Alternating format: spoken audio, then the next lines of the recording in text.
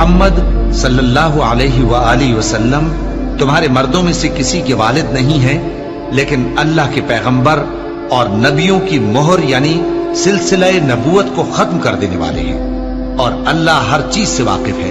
اے اہل ایمان، اللہ کا بہت بہت ذکر کیا کرو اور صبح و شام اس کی پاکی بیان کرتے رہو۔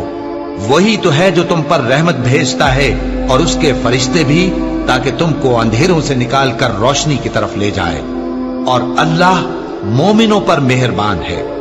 جس روز وہ اس سے ملیں گے تو ان کا تحفہ اللہ کی طرف سے سلام ہوگا، اور اس نے ان کے لیے عمدہ ثواب تیار کر رکھا ہے۔ اے پیغمبر، ہم نے تم کو گواہی دینے والا اور خوشخبری سنانے والا اور خبردار کرنے والا بنا کر بھیجا ہے، اور اللہ کی طرف اسی کے حکم سے بلانے والا اور چراغ روشن۔